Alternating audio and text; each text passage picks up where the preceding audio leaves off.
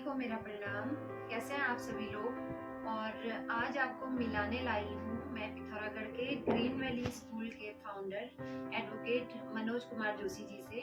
तो आज स्कूल में आए हम लोग। और सर, स्वागत है आपका हमारे फेसबुक पेज में, हमारे यूट्यूब में।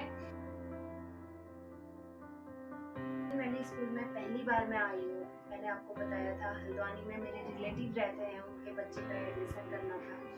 11th में उनको एडमिशन लेना है, तो मैं यहाँ आई और मैंने देखा कि बाहर से जैसे ही हमने एंट्री करी, बहुत अच्छा जो वातावरण होता है, आपने उसका भी ध्यान रखा है। चारों ओर बहुत सुंदर ग्रीन वैली जो नाम है वो यहाँ पे सार्थक दिखने को मिला मेरे। वो सारे पेड़ हमारे बच्चों ने लगाए। अच्छा, बच्चों के लगाए हुए पेड़ हैं, तो बहुत अच्छा लोकेशन लगा। जैसे ही अंदर हमने एंट्री करी और स्कूल की बाहर में एक कोने में पार्क करके आई, और अंदर आते ही मैंने देखा कि पार्किंग की भी बहुत अच्छी व्यवस्था यहाँ पे है।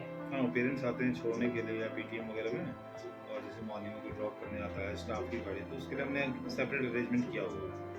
तो अंदर पे आए हम और पार्किंग की अच्छी अरेंजमेंट्स थी। उसके बाद अंदर आए तो गार्ड नहीं थे।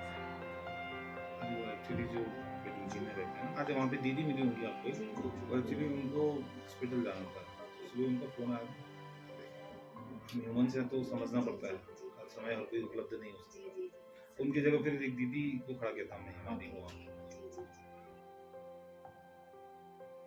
तो सर फिर हम लोग आए, हमने देखा जो आपके ग्राउंड पे सर केवल गर्ल्स ही गर्ल्स खेल रही थी, बॉयज नहीं थे।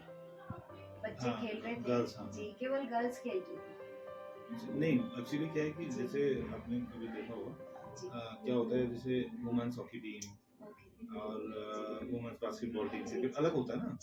जब खेल की जब बड़ी टीमें ही अलग होती है, नेशनल लेवल में इंटरनेशनल लेवल पे, तो फिर उनका खेल एक साथ कैसे होता है। बचपन से ही मतलब हमारे यहाँ क्या है कि जैसे बॉयज का स्पोर्ट्स डे सेपरेट होगा, गर्ल्स का सेपरेट होगा। आज वो जो हमारा स्पोर्ट्स और लाइब्रेरी एक साथ है, तो अभी आज बॉयज जो है लाइब्रेरी में थे और गर्ल्स जो है खेल रही थी।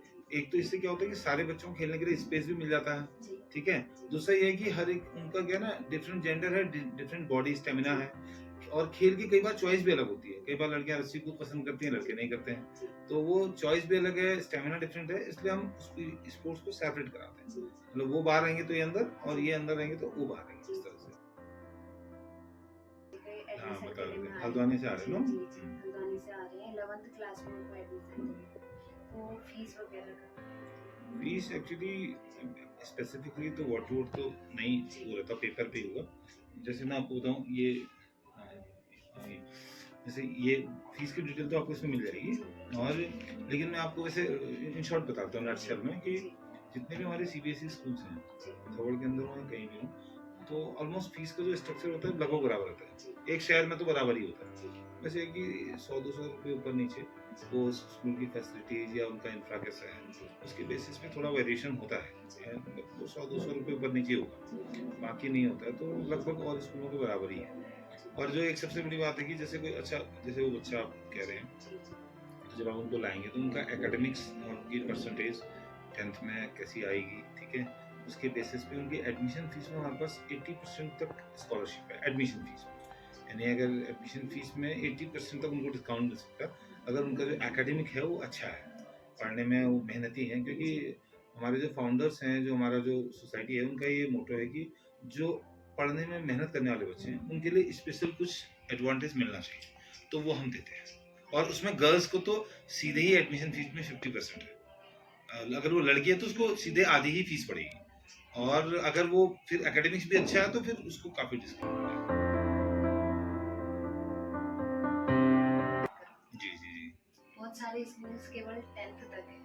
हाँ, जैसे ही 10th में बच्चा हमारा पास आउट करता है, तो उसके बाद उसको 12th में 11th में कैसे स्कूल में पेरेंट्स ने डालना चाहिए जिससे उसको एक ब्राइट फ्यूचर मिल सके। क्योंकि फर्स्ट सीनियर 10th कंप्लीट होने के बाद ही शुरू होती है ना। 10th किया जी जी जी, फिर कैसे कैरियर, अच्छे कैरियर के लिए, अच्छे भविष्य के लिए किस प्रकार के स्कूल में पेरेंट्स ने बच्चे को भेजना चाहिए। देखिए वैसे तो आइडियली इसमें जो मैं आपको बताऊं, जो हमारा अपना एक्सपीरियंस रहा है, किसी भी बच्चे के जीवन में ना 2 दिन बड़े इंपॉर्टेंट होते हैं।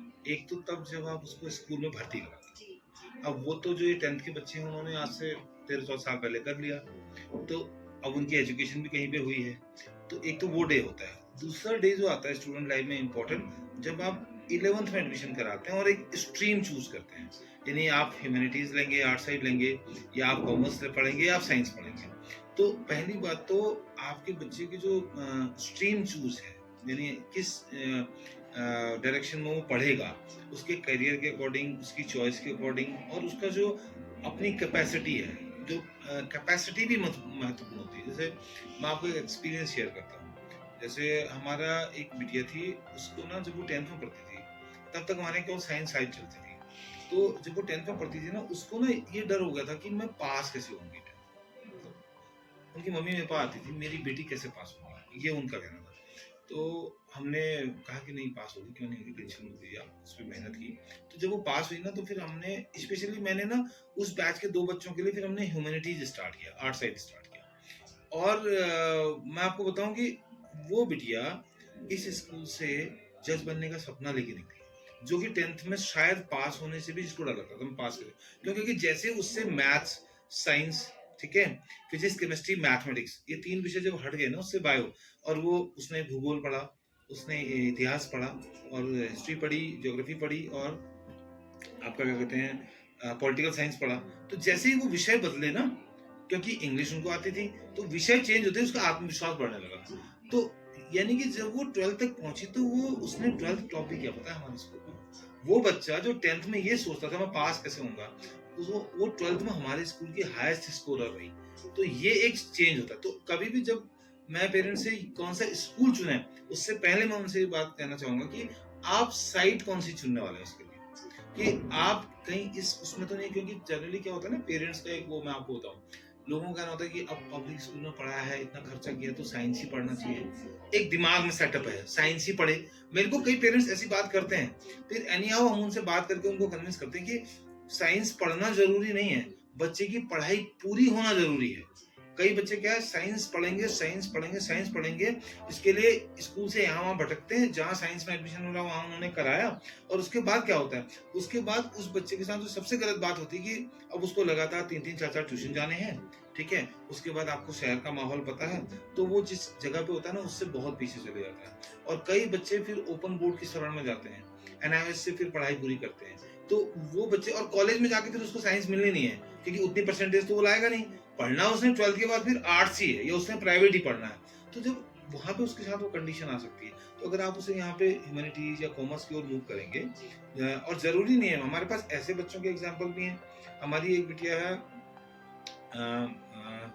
श्रद्धा रावत, वो नियरेस्ट हमारा स्कूल है, वहां से 11th में केवल यहाँ आर्ट्स पढ़ने आई, ह्यूमैनिटीज, ठीक है, और उसने अपनी स्ट्रीम को टॉप किया, ठीक है, आर्ट्स में वो टॉपर रही, ठीक है, और अभी वो डीयू से पढ़ाई कर रही है। और वो जब उसने 10th दूसरा स्कूल छोड़ के वहाँ आई थी, वो भी 12th तक है, लेकिन वहाँ पे आर्ट्स नहीं थी, तो जब वो वहाँ से छोड़ के आई थी, तो वो इरादे से आई थी कि मेरे को इससे कुछ बनना है, और वो हमारे स्कूल में इसलिए आई थी कि मेरे को यहाँ आके ह्यूमैनिटीज पढ़नी है। तो ऐसा जरूरी नहीं कि जिसकी परसेंटेज कम हो वो आर्ट्स लेगा, ठीक है, जिसकी बहुत ज्यादा, ये चॉइस का मैटर है। आपके बच्चे को सिविल सर्विसेज करनी है, अगर उसे डॉक्टर नहीं बनना है, उसको इंजीनियर नहीं बनना है, उसको ऐसा टेक्निकल कोई चीज नहीं करनी है, तो आपको क्या करना है कि आपने उसको दूसरी स्ट्रीम की ओर लेके चलिए। अगर किसी को सिविल सर्विसेज करनी है, अगर वो इकोनॉमिक्स पढ़ता है, पॉलिटिकल साइंस पढ़ता है, वो हिस्ट्री पढ़ता है, तो उसको ज्यादा हेल्प होगी अगर वो ह्यूमैनिटीज के सब्जेक्ट पढ़ेगा, क्योंकि भाई आपसे उस चीजों के बारे में आपको कल के दिन फेस करना है, तो एक कॉन्फिडेंस भी बढ़ता है। तो मैं ये कहूंगा कि तो स्ट्रीम से चयन हो। तो स्कूल को लेके हम बात कर रहे थे कि किस तरह का स्कूल होना चाहिए, अब मैं इस पे आता हूँ, ठीक है। स्कूल वाली जो मैं बात आपको बताऊँ, इसमें जो है सबसे पहले तो ये देखना चाहिए कि क्या उस स्कूल में स्पीकिंग का, यानी कि क्योंकि आज के समय की लैंग्वेज की जरूरत क्या है, अंग्रेजी, ठीक है। आपने एक चीज नोटिस की होगी, शायद की नहीं की जवाब आई होंगी, तो आपको हमारे बच्चे खेल भी रहे ना, तो उनके आपसी कम्युनिकेशन इंग्लिश होगा, हो रहा था, ठीक ठीक। तो वो एक चीज है, अगर आपके बच्चों की लैंग्वेज इंग्लिश नहीं है, ठीक है, तो आने वाले समय में वो सस्टेन करना उनके लिए थोड़ा सा टफ रहेगा, ऑप्शंस कम हो जाते हैं। आपके पास ये लैंग्वेज है, ये पूरी दुनिया में बोली जाती है, तो आप पूरी दुनिया में एक्सप्लोर कर सकते हैं। लेकिन अगर आप किसी ऐसी लैंग्वेज को जानते हैं जो एक क्षेत्र विशेष में बोली जाती है, जानना दोनों का, देखिए मैं हिंदी बोल रहा हूँ, मैं पहाड़ी भी बोल लेता हूँ, ठीक है, मैं बहुत बड़े पहाड़ बोलता हूँ, ठीक है, मैं से झगड़िया गुनान में, तो और मैं अंग्रेजी भी बोल लेता हूँ, ठीक है, जैसे आपने मेरे टीचर से मेरे को कम्युनिकेट करते थे, ठीक है। तो अब ये मेरी जरूरत है, इंग्लिश जो है ना वर्ल्ड वाइड है, पूरी दुनिया की लैंग्वेज है, अगर और इंग्लिश मीडियम स्कूल में पेरेंट्स लाते क्यों बच्चा, इसलिए कि अंग्रेजी सीखे। अगर आपका स्कूल जिसको आप चुनने जा रहे हैं 10th के बाद अपने बच्चे के लिए, या आपने चुना है, अगर वहां पे अंग्रेजी का बोलचाल का वातावरण नहीं है, तो फिर आपको सोचना चाहिए। तो जहां भी आप जाएं, इंग्लिश स्पीकिंग एटमॉस्फेयर जरूर मिलना चाहिए बच्चे को। दूसरा है एकेडमिक वीकनेस। दूसरा जो पॉइंट है, एकेडमिक वीकनेस नहीं होनी चाहिए। वीकनेस मतलब अगर आपके बच्चे को, देखिए दो तरह से बच्चे ट्यूशन जाते हैं। एक कि आपका बच्चा पढ़ने में 60, 70, 80 के नंबर लाता है और उसको ये टारगेट करना है कि मेरे को ना अपनी परसेंटेज 10% बढ़ानी है, 15 बढ़ानी है, और वो ट्यूशन टीचर की हेल्प लेता है, चाहे अपने घर में लिया जाए, ठीक है। एक वो है। एक दूसरा होता है इसलिए ट्यूशन जाता है कि नहीं गया तो फेल हो सकता है, ठीक है। तो अगर आपका बच्चा इस कैटेगरी में आ गया है कि अगर वो ट्यूशन नहीं लेगा फेल हो जाएगा, तो आपको स्कूल बदलना चाहिए, क्योंकि प्रॉब्लम बच्चे के एंड से भी है और स्कूल के एंड से भी है। क्योंकि अगर वहां पे टीचर है तो वो फेल कैसे हो सकता है, उसको पास ही होना चाहिए। क्योंकि वो 365 दिन स्कूल में, 365 दिन 220 दिन तो स्कूल गया, तो वो स्कूल की जिम्मेदारी बनती है। तो अगर एकेडमिक वीकनेस है तो आपको स्कूल चेंज करना चाहिए। इंग्लिश एटमॉस्फेयर नहीं है तो आपको स्कूल बदलना चाहिए, ठीक है। और स्पेशली 10th के बाद आपके पास ऑप्शन होता है।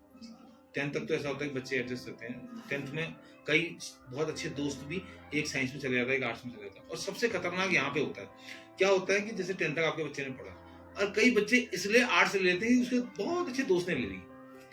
कई लोग इसीलिए साइंस में रहना चाहते हैं कि ना मम्मी वो है साइंस उसने ले रखी। तो ये जो सबसे खतरनाक है, इसकी वजह से एक बच्चा जिसका जो पोटेंशियल होता है ना, वो पोटेंशियल रैप्चर हो जाता है। और कई बार इस भाव में बहुत अच्छे बच्चों का करियर ही खत्म हो जाता है। एकदम सही बात बोली जी। मैं अपनी बात बताऊं, मेरी 12th स्टैंडर्ड में शादी हो गई, लेकिन उस टाइम पे मेरा 70% बनी उत्तराखंड बोर्ड से शादी के बाद। तो 10th में वही था पेरेंट्स की साइंस नहीं लूंगी तो सोसाइटी क्या एग्जैक्टली। और अगर मैं आर्ट साइड लेती तो आज बहुत अच्छी जगह कर सकते, बिल्कुल बिल्कुल।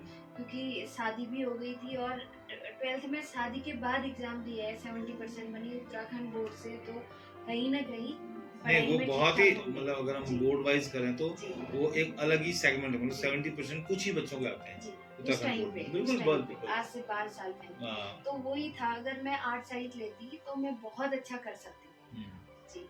तो साइंस वाले जो थे वो अभी भी स्ट्रगल ही कर रहे हैं। मैं आपसे इसीलिए कह रहा हूँ, ये जो साइंस, कॉमर्स और आर्ट्स को चुनने का जो आधार है हमारे समाज में ना, वो आधार गलत है, वो क्राइटेरिया अलग है।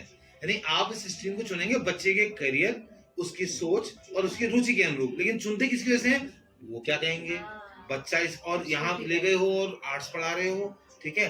तो हालांकि जो हमारे पास जो पेरेंट्स होते हैं ना, हम उनको इस बात के लिए समझा देते हैं। तो लेकिन फिर भी मैं औरों से कहना चाहता हूँ जो हमारे पेरेंट्स नहीं है, कि अगर आप ऐसा कुछ सोचते हैं तो आपको इस पैरामीटर पे चलना चाहिए। तो 2 पॉइंट हमारे हुए, एक है एकेडमिक वीकनेस नहीं होनी चाहिए, दूसरा है इंग्लिश स्पीकिंग एटमॉस्फेयर होना। तो तीसरा मेन पॉइंट है, अगर आप जिस स्कूल में जाने की सोच रहे हैं, आपने वहाँ के बच्चों को देखा, अगर उनकी पर्सनैलिटी ग्रूम्ड नहीं है, मतलब आपने देखा होगा ना टीनेजर बच्चे हैं, ठीक है। आप एक चीज से आप कितना परेशान होते हैं मुझे नहीं पता, लेकिन मैं बड़ा परेशान रहता हूँ। जो यहाँ पे अजीब से रंगीन बाल, और ये आपको कैसा लगता है सोसाइटी में ना, तो ये रिफ्लेक्शन है, वो दिखाता है कि इस बच्चे का एकेडमिक्स किस लेवल पे है। मैं साफ बता रहा हूँ, अगर किसी के बाल ऐसे कटे हैं तो मैंने मेरे स्कूल का कोई भी ऐसा बच्चा नहीं देखा या कहीं का भी नहीं देखा जिसका एकेडमिक बहुत बेहतरीन हो और उसके बालों की कटिंग ऐसी नहीं होती है, ठीक है। जिसका एकेडमिक बहुत एक्सीलेंट हो और उसके कपड़ों का डिजाइन तितर बितर हो, ऐसा नहीं है। तो आपको ये समझना पड़ेगा कि पेरेंट्स को बताओ, पेरेंट्स की आपके बच्चे के बाल किस तरह से कट रहे हैं, और अगर उसमें कुछ गड़बड़ हो रही है तो उसकी पर्सनालिटी पॉजिटिव डायरेक्शन में नहीं जा रही है। यानी वो अंदर से अपने आप को बेहतर करने की बजाय वो ना बाहरी आवरण को बेहतर करना सीख रहा है, वो छद्म आवरण में जीना सीख रहा है। तो आपको यह व्यक्तित्व दुनिया में उसको कहीं नहीं ले जाएगा। ये जो व्यक्तित्व है जो बाहर से अच्छा दिखाता है ना और अंदर कुछ नहीं है, तो ऐसा व्यक्तित्व अगर आपके बच्चे को बना तो आपको सतर्क होने की जरूरत है, ठीक। आप चेक करें कि किस स्कूल में इस तरह का एटमॉस्फेयर है। आप ये चेक करें कि भाई जो उसके अंदर कॉन्फिडेंस कितना आ रहा है। आप कोई बात करते हो, आपके घर में कोई मेहमान आया या आपने कोई काम दिया, तो उसको करते समय उसको इतना पापा मैं कैसे करूंगा ऐसे सवाल तो नहीं कहता, ठीक है। उसको मतलब भरोसा हो रहा है नहीं हो रहा है। तो अगर ऐसे कुछ चीजें दिक्कत है तो आपको उसके स्कूल को बदलना ही चाहिए। प्रेरित होता है जैसे किसी को कोई ठोकर लग गई जीवन में। अब चूंकि बच्चे के हर बच्चे की किस्मत में ठोकर होती नहीं है, मैं आपको सच बताऊं, जी, ठोकर बहुत जरूरी चीज है, लेकिन ये हर बच्चे के भाग्य में नहीं है। जी, जैसे अगर किसी बच्चे के भाग्य में ठोकर नहीं है तो उसका भविष्य तो फिर कभी नहीं सुधर पाएगा। जी, ठोकर कभी भी आपको मजबूत करती है, आपको रास्ता बताती है, भविष्य में गलती न करने के लिए सचेत करती है। तो ठोकर हर बच्चे को नहीं लगती है, लेकिन हम उसे एक गाइड कर सकते हैं, काउंसलिंग कर सकते हैं, और जो सबसे बड़ी बात है उसको अपने आप चीजें करने के लिए प्रेरित कर सकते हैं। अपने आप इन द सेंस ऐसे समझिए कि कोई बच्चा है, उसको ना अपना टाइम टेबल, अपना उठना बैठना, अपना आचार विचार ये बेहतर होना चाहिए। तो इसके लिए क्या उस स्कूल में काम होता है या नहीं होता है? जैसे हमारा ये मानना है कि कोई भी बच्चा जो है ना, उसको स्मार्ट तो होना ही चाहिए, लेकिन उससे पहले उसको अच्छा भी होना चाहिए। उसको अपने माता पिता के लिए अच्छा होना चाहिए, परिवारजनों के लिए अच्छा होना चाहिए, अपने आस पड़ोस के लिए अच्छा होना चाहिए, अपने समाज के लिए अच्छा होना चाहिए। पहले उसको अच्छा होना चाहिए। स्मार्ट तो जैसे वो सीखता रहेगा होता रहेगा। तो हमारी कोशिश है हम पहले बच्चे को अच्छा बनाएं, डिसिप्लिन बनाएं। हम तो ये भी कहते हैं कि अगर आपके घर में माने तो कोई बुजुर्ग रहता है, आज हम युवा हैं, आज हम जवान हैं, हम बूढ़े नहीं हैं, लेकिन हमारे घर में बुजुर्ग हैं। अगर हमारा बच्चा हमारे घर के उस बुजुर्ग ने बाय द वे कुछ गलती कर दी, कुछ गिर गया उससे, या कुछ गंदगी हो गई, उल्टी ही कर दी समझिए आप, और अगर आपका बच्चा उसको देख के मुंह बिदका लेता है, तो आपकी पढ़ाई में लगाया हुआ सारा पैसा बर्बाद हो चुका है। हम ये बता रहे हैं, हम ये मानते हैं, हम अपने बच्चों को इस फोकस से लेके चलते हैं। हम माँ बाप से बात करते हैं, अगर वो ऐसा मुंह कर ले रहा है ना उसको, कि कल के दिन उसकी एज पे आपको जाना है, और जब आपसे ऐसा होगा ना तो you will get the same reflection. आपका बच्चा है, चलते रास्ते कुत्ते को पत्थर मार दिया उसने, उसकी परवरिश गलत हो रही है, क्योंकि वो पत्थर ना आपको भी मारेगा फिर एक समय। तो हमें बचपन में ही सचेत होना होता है, और स्पेशली जब टीनेजर हैं, इस एज पे पहुंचे, यहाँ पे तो बहुत ज्यादा सचेत होने की जरूरत है। तो जो चौथा पॉइंट हमारा है अनुशासन आचार विचार। जो अगला जो सबसे लास्ट पॉइंट है जो आपको देखना चाहिए, वो ये देखना चाहिए कि क्या वो स्कूल आपके बच्चे से बड़े सपनों की बात करता है या नहीं करता। जैसे आप ऊपर कॉरिडोर में गए तो आपने ड्रीम चार्ट देखा होगा, मेरा कौन सा बच्चा क्या बनना चाहता है, उन्होंने पूरा लिख के रखा है। तो क्या आपका बच्चा, आपका स्कूल आपके बच्चे को सपने देखना सिखाता है या नहीं। अब अगर अब्दुल कलाम की बात करें, वो कहते हैं हमें अपनी आने वाली पीढ़ी को बड़े सपने देने चाहिए, दैट्स इट। बाकी वो उसके लिए काम करे और उनको पूरा करे। आप अपने बच्चे को ना बड़ा सपना दो, वो उसके लिए काम करे और उसको पूरा करे। तो अगर आपके स्कूल में जहाँ पे बच्चा है, वहां पर अगर उसको फोकस, टारगेट फोकस नहीं बनाया जा रहा, यानी जीवन में लक्ष्य को कैसे हासिल करें ये नहीं सिखाया जा रहा, और पूरे जुनून के साथ मेहनत अगर नहीं सिखाई जा रही है, तो भी आपको उस स्कूल को चेंज करना चाहिए। अब मैं ये नहीं कह रहा कि आपको यहाँ आना चाहिए, क्योंकि सब यहाँ नहीं आ सकते ना। भाई मैं पिथौरागढ़ में हूँ, तो हल्द्वानी वाला जो वीडियो देख रहा है, क्या वो यहाँ आ सकता, नहीं आ सकता, लेकिन उसे हल्द्वानी में शायद एक ऐसा स्कूल चुनना चाहिए। अगर कोई दिल्ली में है तो उसे शायद दिल्ली में ऐसा एक स्कूल चुनना चाहिए जो इन 5 पैरामीटर पे खड़ा हो। अगर बॉम्बे में है तो चुनना चाहिए। अब आप बोलेंगे कि ऐसा क्यों, ऐसा इसलिए चुनना चाहिए क्योंकि वो आपका वीडियो देख रहा है, और आपकी वीडियो को देखने का उसको कुछ तो फायदा मिलना चाहिए। आपके चैनल से जुड़ने का अगर उनको ये फायदा मिलता है कि वो इन पैरामीटर्स को लेकर के अपने बच्चे के लिए एक नया स्कूल चुनते हैं, और उसका बच्चा इन सारे पैरामीटर पे अगर पूरा आता है और कल के दिन में बेहतर इंसान बनता है, अच्छा करियर अचीव करता है, तो डेफिनेटली ये हमारे इस चैनल की और हमारी मुलाकात की भी अचीवमेंट होगी। This is not for the Pithoragarh people, ये पूरी दुनिया के बच्चों के लिए। इन 5 पॉइंट्स पे आपके स्कूल को खरा उतरना चाहिए। अगर आपका बच्चा छोटा है तो भी चेक करें, और अगर 10 से 11th में जा रहा तो हर हाल में आप चेक करें। आपने एक और किया होगा, बॉयज से आप मिले, उनका आपने हेयर कट देखा, हमारे स्कूल के बच्चों को कितना मुश्किल होता है इस उम्र के बच्चों के ऐसे बाल कटवाना, लेकिन हम उनके पेरेंट्स को तैयार रखते हैं आप ऐसे कटवाओ, क्योंकि जिसका ध्यान भटकेगा उसका करियर खत्म होगा। तो ये डाइवर्जन की एज है, तो ये सतर्कता में बरतनी चाहिए।